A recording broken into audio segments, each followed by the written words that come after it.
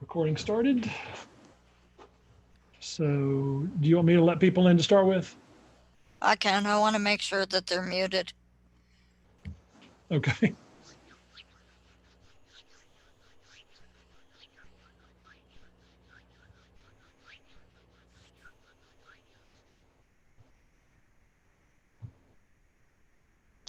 Welcome everyone to our last minute you ask, I answer question session.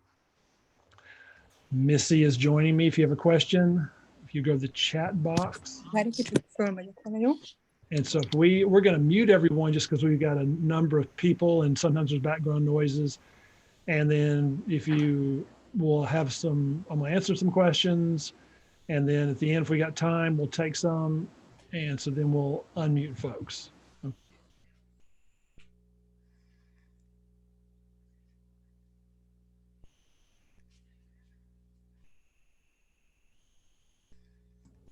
Except me. Don't mute me. Sorry, that was an accident. I know, just kidding. So once, okay, let me go ahead and then I'm going to get to the questions. All right, in no particular order. So remember with this, we've had some questions in the past. Is there any way for this to be totally private? No, because there's other people on the call.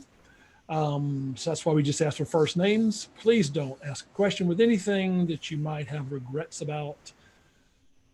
I don't know what that would be, but every now and then we try to screen this out, but someone comes to us, the next day, oh my gosh, I can't believe I shared that. And then we have to dig through. And if we can, find it and remove it.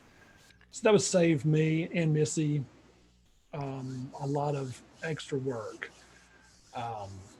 So please use your discretion.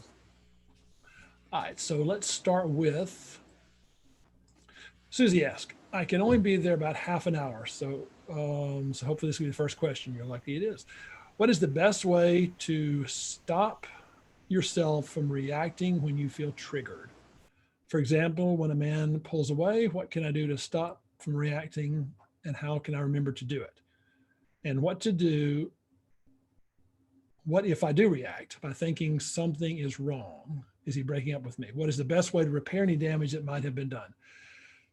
So Susie, that's probably more than we can do here. So let's see if I can point you in a certain direction. So let's do the second one first. So what do you do when you get caught off guard? I think it's basically what you're asking.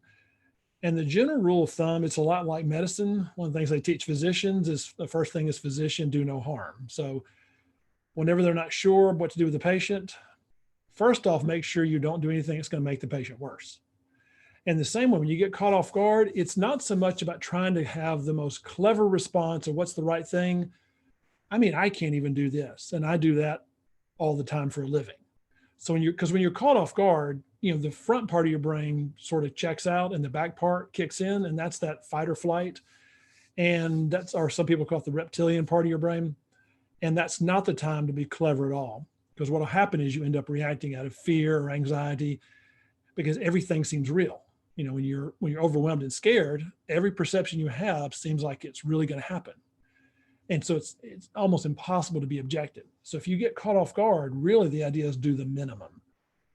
And don't think in terms of if you don't get it right just then, that's the end of it. You're trying to not do damage so that you get an opportunity to regroup, think about it, and either engage him later or you and I talk and figure out a plan. But the biggest thing is just don't do anything that you can help from doing. Even if that means you just kind of agree with them and say, okay, because that's the biggest thing I find that gets folks in trouble. And especially because I talk mostly with women is he did this, I got caught off guard. I kicked myself because I didn't know what to say. Well, there's no way to know what to say in certain situations. There's just no way. So we're caught off guard, and it's okay if you show it. I mean, it's silly to pretend like you're going to be cool and reserved, when you're caught off guard. So it's really about holding on and trying to keep it so that you get an opportunity later versus I'm going to react and tell something right now. I'm going to try to solve this right now. And that's where folks get in a lot of trouble. The first part of it is what's the best way to stop yourself from reacting when triggered? So that gets closer to, in the emotions group we did, that's one of the things we worked on, because if you get, reacted when you're triggered, if you mean like, how do I stop feeling that? I don't know that there is a way, because partly is if you're triggered, you're going to feel it. And if you have an idea that that's a button of yours, something, if a guy interrupts you or he yells at you or he does something you don't like, and that's a sensitive spot for you, then the idea is let's work on that ahead of time. That's the best thing. But in the moment, there's no way to stop yourself getting triggered in the same sense of, if someone pokes you in the eye, that's always going to hurt. I guess through tons and tons of practice, you could desensitize yourself toward that. I don't know why you would, but you could, I think, in theory. But being triggered is where part of you feels it's a threat, whether it's real or whether it's on purpose, not on purpose. And so I don't know there's a way to stop doing. I think what you mean is not overreact. And with overreacting, it's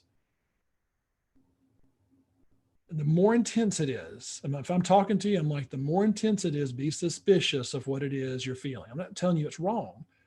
Just if you feel scared, he's going to break up with me. Well, maybe, but he may not.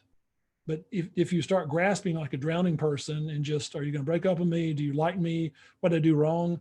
That could fuel his fears and help speed up a breakup. I'm not saying it will, but it could. So most of the time, as far as in the moment, it's holding on. If it's, how do I not have it where I get triggered so much? That's something to take a look inside. That's when we do the emotions group coming up, or even one-on-one.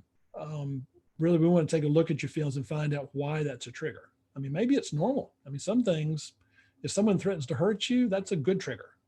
Some triggers are good and healthy. And then we're talking about as far as how to pay attention to what are overreacting triggers versus ones you need to listen to. It's a good question. Linda asked, okay, this is a bit longer, so I'm going to skip some of this. Okay, Linda. Let's see. I've been a long-time family friend of this gentleman who lost his wife a year ago. I've been divorced 35 years after 14 years of marriage. He was married 45, lost 2 children. I'm assuming CF means cystic fibrosis. Both Christians. I've been celibate all these years till he came into my life. We decided to back up to just be friends. I got confused emotionally, as we know it doesn't honor God. The other thing is I'm still incognito with his friends and family, his choice. So he keeps it separate.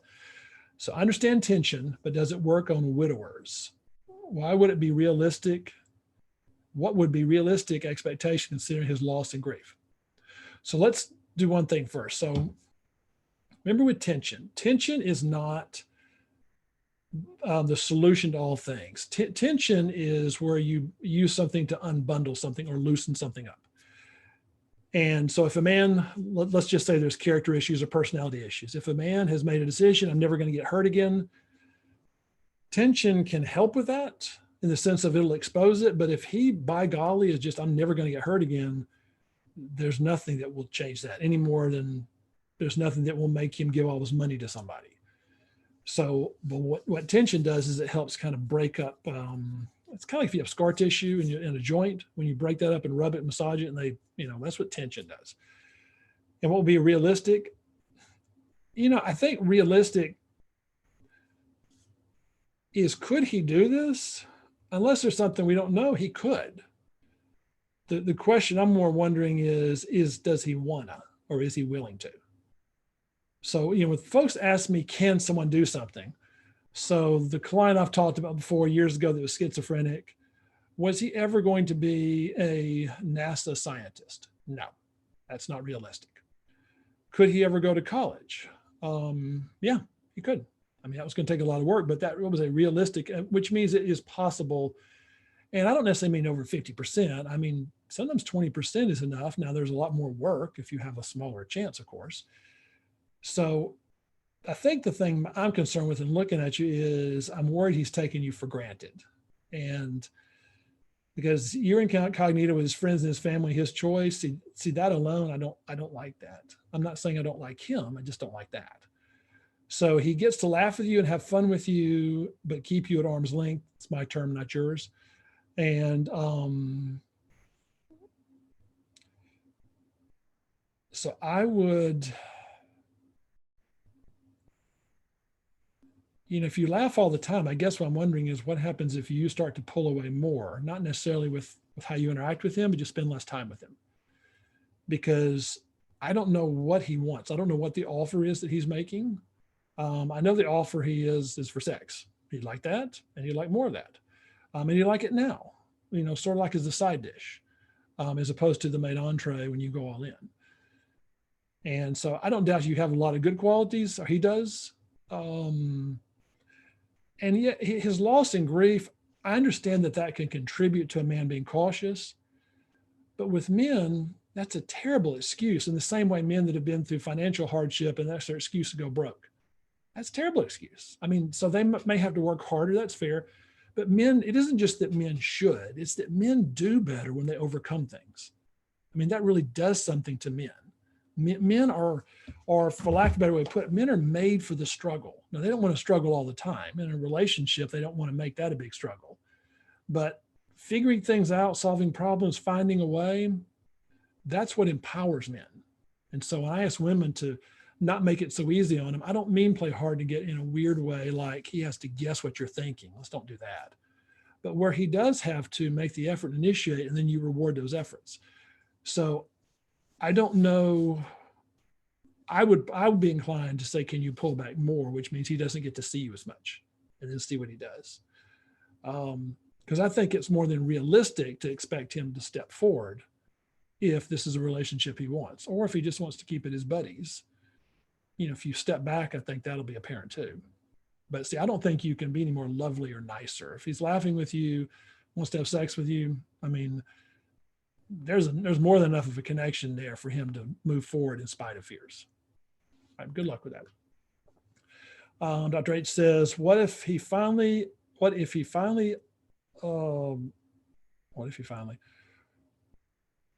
drops his guard and reaches out and asks if I'm still here. And then a lot of stuff's happened to him recently. Are you still there? A lot of stuff's happened recently. And after answering briefly that I'm sorry, and certainly I don't want to solve his problem, what would be the next logical step for a woman to take? So,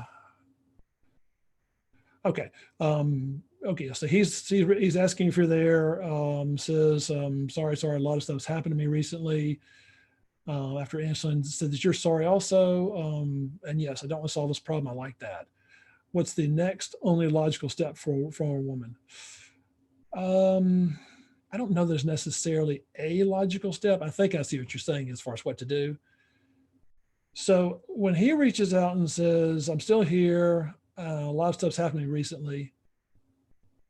See, I'm not sure what to do with that. And here's the way I do this. If a man comes up and says to me, or some guy I know says, hey, I'm Jim, a lot of terrible stuff's happened to me. I don't know if I'm supposed to say I'm sorry. Do I put my arm around him? Do I give him my card? Do I see? Because I don't know. Because generally my thought is what he's doing is he's fishing and wanting me to say, really? Tell me about it and stuff. And he's fishing, he wants me to rescue.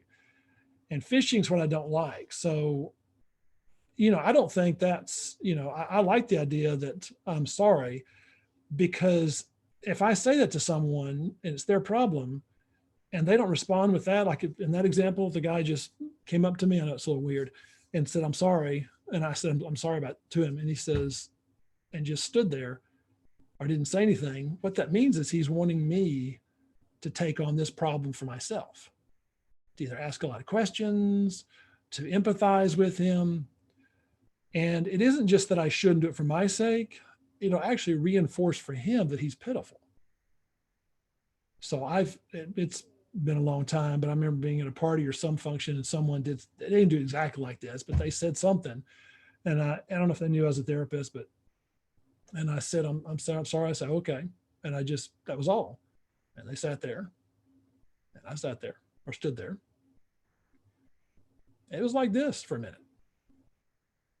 And I mean, it was more than a minute. And eventually they kind of looked away and they said, okay, well, I guess you don't care. They really said that. And I knew better than to take that bait. I just kind of nodded my head, because what they really meant was, if you cared, you would take responsibility for this, or you would make this personal to fix it and stuff. That this is, and so when a man's got a problem, okay, a lot of stuff's happened to me. Okay, a lot of stuff's happening. That would be fair if you're married to him or if this is your boyfriend where it's ongoing and constant. Because a lot of stuff's happened to me. Do you have a few minutes to listen? Can I talk? Even that. So I'm looking for is something, some offer, some request, something specific. So I don't know what the next thing to do as much as I like that response and I would just leave it at that. And then because, if you say you're sorry, that's more than enough invitation for him to follow up with you. And if he won't follow up with you, my worry is he doesn't want to, I don't know if connect is the right word, talk. He just wants you to sort of bail him out or just be there to listen to him like a mother or a doting mom would be. So actually, I think the next step, honestly, is just to wait. I mean, I don't like telling folks to just to wait. That's the easy catch-all. But this one, I really think it is just to wait. All right, let's see. Mandy says, I have a question for today's session. When going no contact, should you tell a man why? No. Let me help you with that first. No. I know there's going to be more with this, but in general, you don't, because the reason you're going to go no contact with somebody is because you've tried talking. So we don't want to do no contact with a man and just because he did something you don't like and you just stop talking to him. That's no good. Because then I want you to rescue me and come. No contact's like a last resort stuff. And that's when you've tried talking, you tried bringing stuff up. Now I'm jumping ahead. So what is the difference between leaning back and no contact? Actually, I just answered that one. So leaning back is just a stance that you take. And it really is where you lean back and don't take responsibility for him, for his choices, his actions, even though you'd like to guide him a certain way. And what do you suggest if going no contact, he keeps contacting you? Probably depends on the situation. So generally, if you're, when I think of no contact, what I really think of is no initiating. So it doesn't mean like you have no contact, because no contact in its purest form means you just don't talk to him. And that would be like the man's been violent, the man's cheated on you repeatedly, and you're to the point where you're done. Well, there's no sense having any contact unless there's children involved or some reason legally you have to. So, but I think really no initiating is what I'm after. And, and if a man initiates, just follow his lead. And so I give this example to women sometimes, which is, and I try to pick something kind of out there. So I say, imagine a man got mad, we're in the living room, something got mad and punched a hole in the wall. And that scared you, as it should. And then he gets quiet. No one says anything because that's probably not the time to really confront somebody. And then he leaves it alone. Then the next day he comes around and acts like nothing's wrong. See, until that gets discussed and resolved, there's nothing else to talk about. There's just nothing. He can talk about the weather or whatever, and it's just and it's not necessarily you confront him again as much as you just kind of say, okay, fine. You just get the bare minimum until at some point he says, what's wrong? What's wrong? You put a hole in the wall yesterday, or whatever this case is, whatever you're doing, no contact for, no initiating. You haven't talked to me for a week. I've tried bringing this up 4 times and you don't want to discuss it. I mean, that's why you don't want to jump to this right away. So I would like some clarification. He's messaging me. Yeah, if he's contacting you, just follow his lead. That's the biggest example I can give you. So actually, can you hold? I'm here. I just realized this, and my son is calling. I want to make sure it's not an emergency. So if I hold tight, just give me like 3 minutes. Okay, sorry about this.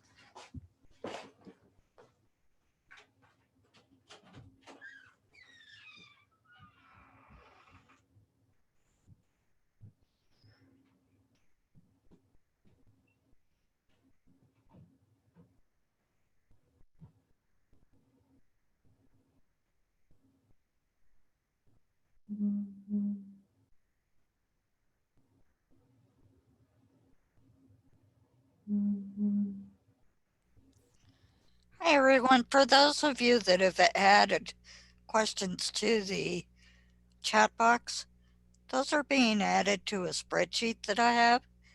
And so we'll get to them as soon as we can.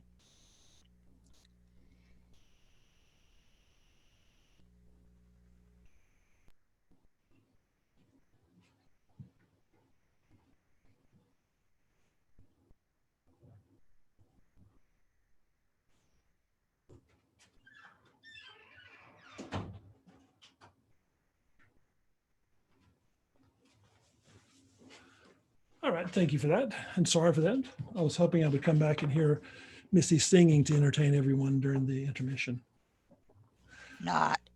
Not. All right, so Bandy, that's yours. All right, Diane. Let's see, I'm losing my mind right now and could really use some help. I will try. But I have another commitment at that time. I've just spent the most amazing week with the man in Jackson Hole.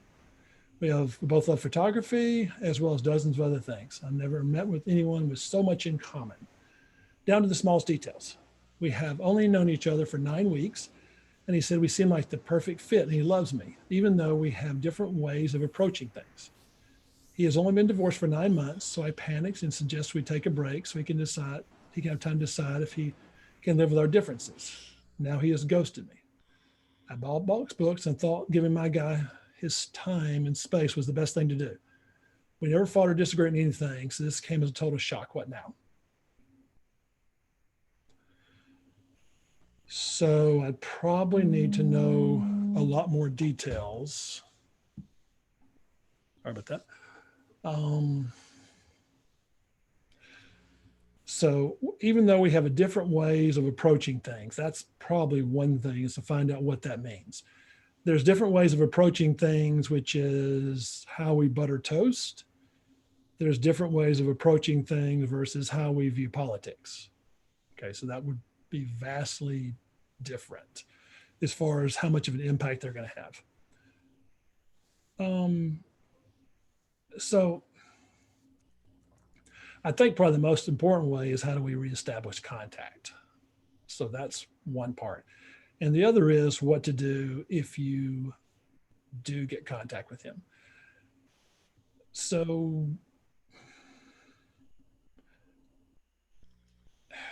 I don't have a quick answer for you as far as how to get reestablished contact. That's probably something I need to discuss with you one-on-one, because that's not a one size fits all thing.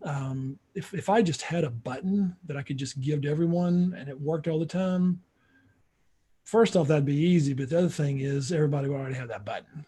So just like everyone knows to say, I'm sorry if I do something wrong. So no one needs to tell someone that may remind them. So I'm going to focus on the second part, which is something I think I can give you more of, which is when a man expresses doubts, what you want to do with that is ask him for more details, even though it's scary. Now, if it's being mean or ugly, that's different. But the scary part, the opportunity with that is that even though we have different ways of approaching things, now I'm assuming you know what that means, and you can just ask him for more details. You say, what do you mean? Now, if you're not careful, again, the fear will kick in, which is fine, except for we don't want to be driven by the fear, which is if we say, what do you mean? That's going to come across a certain way. But if you ask, what do you mean? You want them to tell you details. I know this because I do this when I do this with clients a lot of times. When they share something sounds really obvious. My husband's just really mean. Well, who wants to be with a mean husband? I mean, that's the obvious thing, except for what does she mean by the word mean? I mean, I think I know what that means. That can mean a bunch of things. So I want details. And she starts telling me stuff. Okay, he's mean over here. And then I want to know why. See, it's not again, it's one thing if someone gives something that's a clear, I'm a certain religion, I have certain political views, I have certain beliefs that are never going to change. Okay, those are pretty ingrained. Most things are not like that, though. So I want to find out different, because even though we have different ways of approaching things, yet he seems smitten with you. So I want to know more, because when he can have doubts or weird thoughts and they don't rattle you, or at least it doesn't appear like they do, that makes you safer. And sometimes you'll find that what it is that he thinks are different ways, some of this is going to be you've only known each other for 9 weeks. So some of the ways y'all do things will change over time. I mean, just with couples, the longer you're together, it isn't so much that you grind each other down, hopefully, but it's more that you start to integrate the other person's perspective, not necessarily because you choose to, you just do because you're around them a lot. We know that who you're around a lot tends to impact the way you see things and do things. I mean, it doesn't necessarily change you, but it will have an impact. It will help shape you. So I would focus on that one as far as if you're able to get back in touch with him. It's the finding out more information about it, which is a really good way of diffusing a man's doubts. But good luck. And if I can help you with that, give us a call, give Missy a call. Beth says, I met someone online. We were getting to know each other, even though he lived 3,000 miles away. We had planned to spend time together till some medical emergency came up for both of us. We also work. How long should a long distance relationship go on before we stop and move on? We're in our early 50s. Yes, unlike high school or college students. We are a good match and have exchanged invitations, but in between the virus and personal illness, a surgery and work assignments, we keep doing things. I don't want to get on a plane as time went on, but was anxious to see how we were in person, not just texting. So I will say this though, you're in your 50s, not high school or college. When you're dating, everyone is 14. Now, the difference between that and being really 14 years old is you know a lot more stuff. So we don't take some of the same beliefs that we do, because at 14, if I'm a guy, women are, girls are perfect, awesome, at least when you like one. She's just, because I just make all this stuff up. And a 14-year-old girl, he's dreamy, he's amazing, he's just unbelievable, he's so cool. And even though she knows, I'm sure he's got some flaws and stuff, because it just feels, just like constant sugar. So you're going to have some of that anyway. I think what you mean is that you don't want to do something 10, 12 years, or you don't have a lot of time. You don't think like a high school or like I got forever. So I like the idea of that far away is that him coming to you. And so you'd love to see him. And if he's willing to come to you just to visit, to get on a plane, that's a pretty good sign. That's the one I would look for. Because if he's not, then I want to know why. So if it's, what's the hesitation? Because if he's in his 50s, unless there's some bizarre financial thing, people are flying now. I'm not trying to minimize as far as what's going on with health-wise, but people are flying, people wearing masks. I mean, there's a way. I'm not saying it's ideal, but there's a way to get on. I mean, unless there's some health reason he can't. But see, I go back to men are made to solve problems. And I don't mean like let's create problems for men as much as that's what men are good at. So I would do that because in fairness to you, I don't know that you have enough information to know, which I think being in person will help. So that's what I don't know if push is the right word, but request is probably what I would say.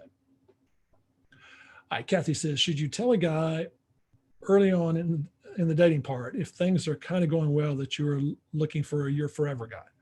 Like when he's asking what you're looking for. No, actually, I like that. And in fact, Sammy Wonder and I were talking one time about a client, and I wanted to get her perspective because she's a woman on some things. And she had told me it's one thing she tells women, and that, just early on, if someone asks, that I'm looking for, someone forever. I'm looking for, someone I'm going to marry. Because it doesn't mean like I want to get married today, because see, if that scares a man off, a man that's ready or looking to get married, that doesn't scare him. That actually comes across as a relief. So I don't, the hesitation, of course, is you go on the first date, and this gets, you just, still it's okay to say it on the first date as much as you don't force that. We don't want to force it and say, well, I'm looking for someone to get married. What about you? I mean, that's still true, but I don't know that I would be quite that, blunt, the word I'm looking for. But no, if someone asks you, I think that's more than fair. That scares him off. I think that's more about the guy. Susan asks, I'm a widow dating a divorced man. Anything special that might be helpful to know about bonding with a man after divorce? I would like to know more about my man's past relationships, but he is reluctant to talk about it. He seems to view such discussions as being in poor taste or disrespectful of past girlfriends. I respect his point of view, but I do see those things as being relevant. Is there a graceful way to putting him at ease to open up him about past relationships? Yeah, that's a little dicey, I'll admit. I think it's more than fair to ask him why he got divorced.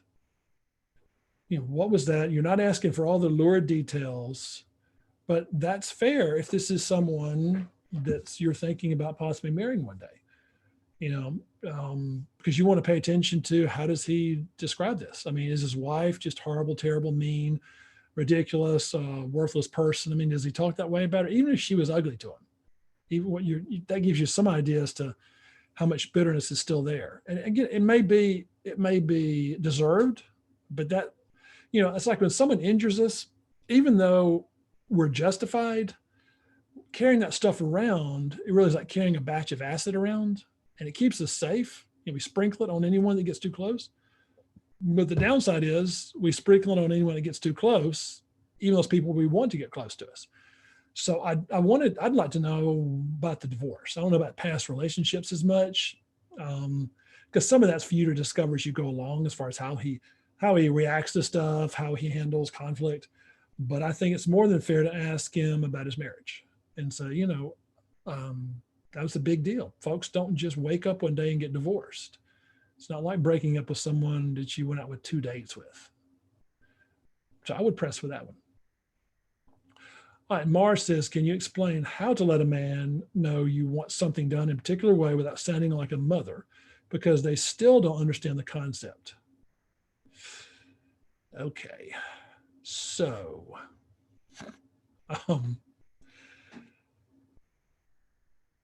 okay, so I'm trying to say this without being trying to think how to say this. Okay, if you want something done a particular way, you can make a request. But remember, relationships, you're not entitled to stuff. You're really not. And entitled means like, oh, no matter what you do, you're entitled to it. You're not entitled for him to be faithful to you. I'm going to use this example. If you're cheating on him, you're not entitled to him still dating or him staying married to you. You're not entitled to that. And so, I mean, we can split hairs as far as I realize that, as far as how far you want to take that down the line. But from a man's standpoint, you telling me what to do or dictating to me is rarely persuasive, unless you have a lot of leverage. So if it's you drove in the car drunk a couple of times, if you do that again, I'll call the police. That's a lot of leverage, and that's a good thing. That makes sense. But him not doing it a particular way, that's more of his choice to make. So you can make a request and then leave it with him, and then decide, can you live with the way he's doing it? Because rarely are things a problem of understanding. At least what I've seen, men and women I've talked with, sometimes I'll say stuff they don't understand, and I'll explain it, say it different ways. And after the second or third time, if they don't understand it, that means they don't want to understand it. Because to understand it would mean they have to take responsibility. I've got children. I see the same thing with them. When they want to get something, when there's a payoff, there's video games once we get done with this, or we're going to race go-karts or something over there, they get everything. It's amazing how brilliant their minds become when they're focused on that end goal. When there's no particular payoff at the end and we got to clean the room, whatever, they don't understand it's clean. I think it's clean. It's kind of clean. So I don't think there's a way of explaining it. And if you keep emphasizing it, it is going to come across like his mother, because you're assuming a position that he should do it your way. And even if your way is right, whatever it is. So I think if you'll assume that he does understand, and the issue is more if he doesn't want to, then decide, can I live with if he doesn't do it that way? Good luck. Denise says, how do you get a man to reconnect with you? Lines of communication were good. Then he started going distant and was sometimes just rude. I would call him, he wouldn't answer. I would sometimes leave a message and he would just not call back. So I stopped calling him. When I recently seen him in person, I saw him in person. I told him I got the message loud and clear that he was avoiding me. And he said, no, that's not it. I'm really busy. Really? I know he's been working overtime, but doesn't that just seem like a poor excuse? Yes, it does seem like a poor excuse. So how do you get a man to reconnect with you? I'm going to ask the question differently, because you said it's not just a matter of reconnecting. He's been growing distant and was sometimes rude. So how do I get a man to stop being rude to me? I don't know that you can, because I don't know what he's mad about. That's the issue. I don't know what he's upset about. Something. It may be an accumulation of things. Um, I don't know what he's resentful about, but at least that's where I would just start looking. And if he'll hear you, if you know what that is, I don't know that he'll even tell you, but that's my guess, is that he's really resentful and really upset, and he's afraid to get into it with you. So I guess you could just ask him what he's upset about. I don't know if he'll tell you, but because most of the time you ask somebody, are you mad? They'll say no. Even if they're mad as they can be. Are you upset with me? Nope. That's just like a reaction they do. So I would try that, and then kind of step back and go, I'm sure he has a lot of wonderful qualities, but do I want to be with someone that this is what he's like when he gets upset? Alice says, how do you know if a man is cold or just shy? If he's not manifesting his affection and generally needs more space than I do, what are the facts and the gestures that he still has strong feelings? I feel like I'm used and I don't want to be a friends with benefit situation. Okay. So if you're having sex with him and you're not sure, the problem is you're telling him it's okay what he's doing. I'm not saying you mean to do that. Because I'm just going by what I'm reading. If he can have sex with you and avoid dialogue and not share anything about his feelings, or then for his perspective, I'm guessing, why do I need to have dialogue with her and share feelings with her? So first thing is, can you stop sleeping with him? Because that'll give an idea. I mean, he can't be that shy if he's sleeping with you. I mean, if he's, let me say it differently. I don't think you're going to know unless you stop sleeping with him. So if he's just cold and shy, the problem with that is it's not an either or. If someone is shy, when they overdo it, they're going to detach even more. So someone shy is more likely to be cold. Someone more vivacious and all is more likely to be mean or assertive or aggressive. In other words, you take the natural tendency, and under stress, you magnify it. So someone really talkative and demonstrative, they're usually not going to ignore you for a long time, because that means they got to keep it bottled up. So, I mean, he's probably both, in the sense of, is he shy? Perhaps. And when he gets shy, does he withdraw a lot? Perhaps. So it's probably both those. But that's the first place I'd start.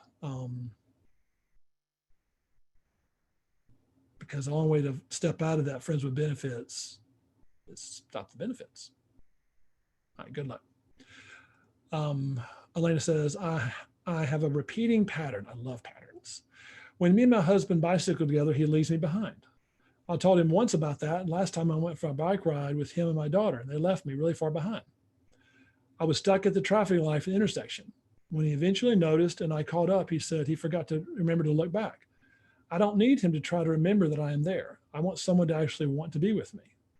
This pattern repeats when we walk somewhere as well, or go on vacations. For example, he can leave me on the beach and just wander off by himself for a long time while I just sit there and wait for him to return.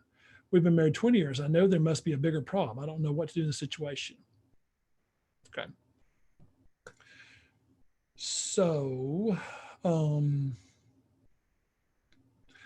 there might be a bigger problem. There probably is. So the bike thing, I know it's probably a pattern with other things, but the bike thing is, because the only thing when you're saying this would be like me playing golf. I play golf a lot. So if I took my wife to play golf, I'm not there to play golf like I normally am. Normally, I'm there to play, shoot a good score. I mean, it's a competition. If I'm playing with my wife, or if I take one of my sons with me, it's not a competition. He's going to hack the ball in the woods and stuff like that. I just have to mentally prepare myself. This is just kind of a fun time with my son. So one thing with the bike thing is, if your husband, for him, it's all about getting a good bike ride in. I don't know that I'd go biking with him. I mean, yep, you can make it, because he's not making that transition, doesn't sound like. But if it's other things, some of that is probably just him totally guessing on this, as in he wouldn't mind if you walked off, I'm assuming. But the bigger thing I think you're after is it's a big deal to you, and why doesn't he take that into consideration? So is he resentful of something or some things? And my guess with what you're saying is yes. So then I would begin looking at, what conflicts do y'all have that are unresolved? What things, not necessarily relating to this, what does he feel that you've, whether it's true or not, got him under your thumb with? Is there some restrictions or something that he feels like you have the top card to play, or that you're right and he has to live with that? I don't know what it'd be. That's where I would start looking. If I was talking to you one-on-one, that's the questions I'd be asking is, hey, what, and we have to be a little creative and think, because apparently he's not telling us that it's coming out this way. Because if it was just the bike thing, I would say maybe biking is not the thing for y'all to do. But it's more than that. It's been going on for a while. So that's where I would start looking. Right. And if I can help, let me know. Grace says, it's been 6 months that he broke up. We have a 7-year-old child together. I love him, but don't want him to bring him back, but don't know how to bring him back to me. Please advise me. So I probably need to know a lot more information about that, Grace, like why you broke up. What's it been like the last few months? What kind of contact y'all have? So, and because the main thing I don't know is, if there's a breakup, and let's pick something like I'm just making this up, you cheated on him with his best friend. Most men will never get over that. So that means he's put you in the never going to happen category. Now, you could have interrupted him in front of his boss, and that could have been the worst thing in the world to him, and he could still put you in the never going to happen category, even though I think that's ridiculous, even though I think he's overreacting, even though I think he's being childish. So what I don't know is if he's put you in that never going to happen category. And that's where we would want to try a few things, just a little bit of an experiment, this, that, other things, and to see how he responds to it, to find out. Because if he hasn't put you in that, okay, then we have a crack, we have an opening, and then we'd work on that. But until we get an idea if you're in that category, I don't have a general thing to tell you. I'd be happy to do it with you one-on-one, but I don't, because I don't have a thing that university works on me. And even our Getting Back program, it's got a fair amount in it that someone has to sort of customize it. So if I can help, or the Getting Back program, let Missy know, and we'll put you in touch with that. And good luck, though, because when there's a child involved, I especially want those to work out. Shell says, why would a 57-year-old man talk to a woman for 3 months who lives in Florida, is going to the state of Utah on vacation? They meet that week on vacation, have a magical weekend. He's manipulative enough to ask a lot of questions about her. Okay, so I'm going to do something first real quick. This is just for all of y'all. So this is not to make fun of Cheryl. Women do this because, in granted, this format, we ask for stuff. But so with all those details, when you share that with the man, I want all of y'all to know, you all realize that we can't follow all this, right? Now, I'm different. I do this all the time. I'm just using yours as an example, Cheryl, before I do the rest of it. So if there's something you want a man to know, if you don't make it briefer, less details, let him ask for more details. But if you give him all this, because I'm reading this, I'm trying to keep track of Florida, then Utah, and week vacation, there's all these other things that are coming. And so now, I practice this a lot. Okay. So I'm a little different than most guys with this. But I just pointed this out just because as it came to me.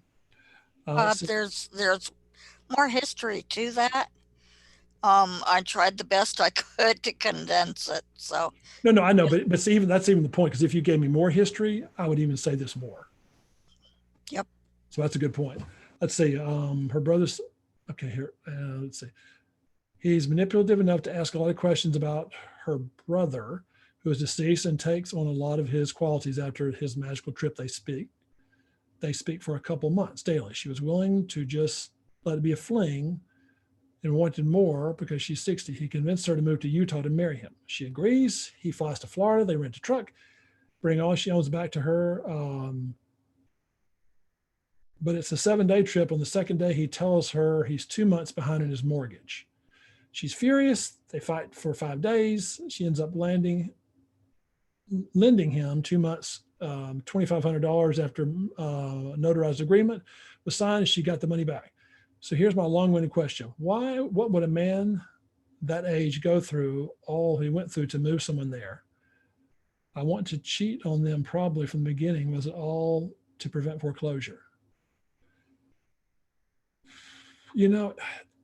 So that's exhausting to read. And the reason I say that is, in fairness to you, I honestly can't imagine how exhausting that must have been to live it. So why would he do that? So without talking to him, the short answer is I don't know. But if I had to make a generalized guess, my guess is what he was doing was he was making plans in the moment. So it feels good. Let's move here. It feels good. Let's do this. And not really thinking stuff out ahead of time, which really means just to deny it, stick your head in the sand, until he got to the point where it became real. It's in the same, this is a lot more pronounced than what I'm about to tell you. It's men that date early and they tell a woman they love them right away after 3 dates. You don't love her, you don't know her. But they're positive, they have no doubts, and they're convincing too.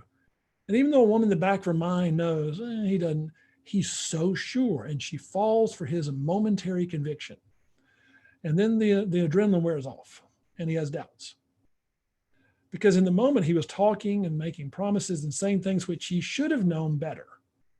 In fairness to you, as a man, you don't make promises that you're not going to fall through. And as a man, you're supposed to measure yourself even during those highs, because women count on promises, and that's not asking a lot.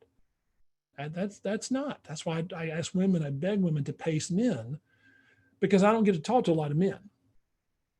When men come to me, it's more about I messed up, help me get her back. Okay, fine. That's what they're there for. But it's the women I talk with that end up helping pace the men. Otherwise, I would just talk to men too. So why would he do it? That's my guess, is each of these things was in the moment, short-term oriented without really thinking long-term. Because if it's just to have an affair with you, that's just more about, let me meet up with her and have sex with her. But even still, that's a long way to travel when you've got people in your area if you just want to hook up. So I do think there was a lot of sincerity to it. I just think the same things that caused him to get into foreclosure, which means to avoid problems, is also what got him in trouble with you. It's the same pattern.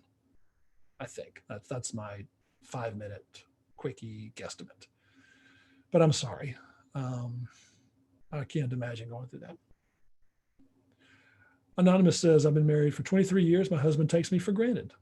I'd like him to pay more attention to me. His favorite excuse is, you did not ask me for this. I tried using tension on him and it works once, and then he is playing clueless again. He is introvert, shy, smart, not very confident and stubborn. He does not chase me at all. I have to chase him for everything. At this point, I'm wondering if I'm with the right guy. How can I tell for sure? And is tension going to help with this? So remember what tension does. Tension is going to magnify it. So let's start with this. Does tension work? Tension always works. Now, let me tell you what that means. If tension magnifies stuff, I'm going to say it the same way. Does screaming work? Screaming does always work. Now, it can work in bad ways too, but if I scream enough, either the person's going to never just stop talking to me and move out, or the person's going to scream back, but screaming will absolutely disrupt the relationship. Guarantee it. It just depends on how much I do it. Well, tension is not screaming. Tension is a much milder version, and it's not volatile. It's not ugly. And if this has been going on for a while, remember, patterns are harder to break. So as long as you've had an experience with tension, like, oh, it works, at least you've seen, okay, now you know it can. And then the adjustments we make is, how long do you want to do it? Do I need to add something to it? And remember, if it's taken for granted, remember that's one type of tension. I said, so taken for granted is a different thing than pay you more attention. So taken for granted, when we want to stop that. I mean, the paying you more attention is on down the road. We'd like that. But the taking you for granted is what I'm after first. So those things are going to be, what is he, if he takes you for granted, that means what things are you doing for him that he takes for granted? So it's not about, be mean and vindictive, go to all his favorite photos and throw them away. Don't do that. But, and if you're in the tension class, let's talk about that on Tuesday. Because that's the one, because remember, between the two types, remember, conviction is, if conviction tension is needed, conviction tension is the priority. So if there's no conviction to nothing wrong or something, then we can just go right to romantic tension. But as long as there's something in there that your conviction is being violated, or that there's something you don't like, we have to do the conviction tension first, because otherwise he's not taking you seriously. So that's probably where I would go, because I don't know that I would be asking for attention. I've been working for the taking for granted part. All right. Let's do, also we have time for a couple more. Hi there, question. I was looking for suggestions on how to approach it when your partner's extended family needs help. My man and I have been together 6 years, living together for the last 3. We are not married. One of his extended family members is in a neighboring community, is unwell, needs assistance in a few areas of their life right now. I want to do what I can to support, but also not to fall into overgiving mothering mode, especially since this is not my own immediate family. My fault is just to jump in and organize what is needed, but I'm trying to be more balanced and less stuck in an overgiving mode.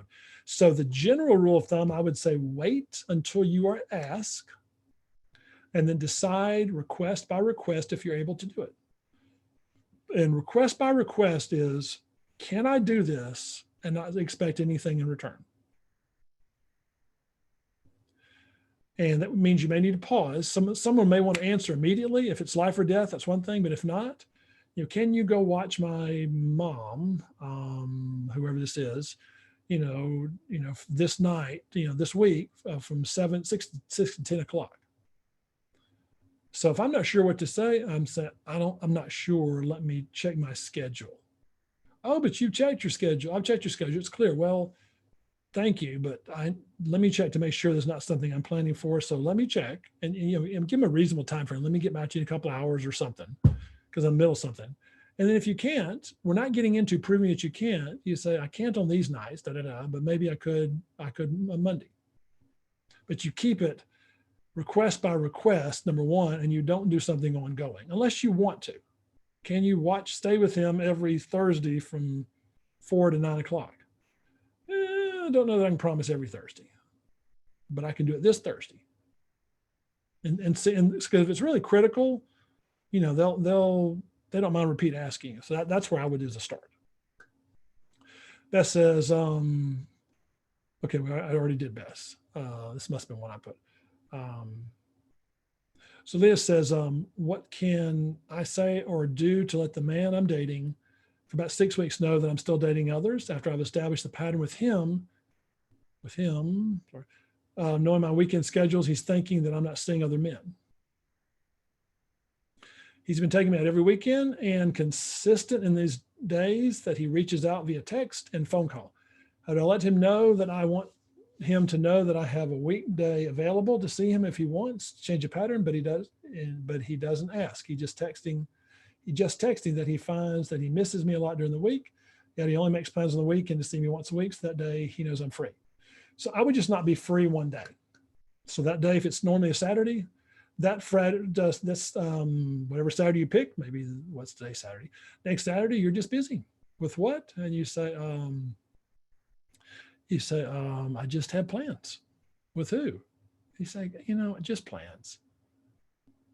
And when he says he doesn't want to date around, only wants to date one partner.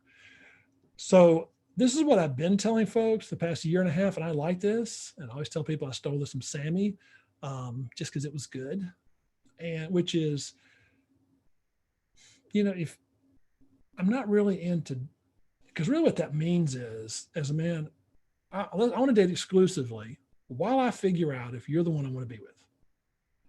And if you're in high school, absolutely fine, wonderful. Even college, great, super, awesome.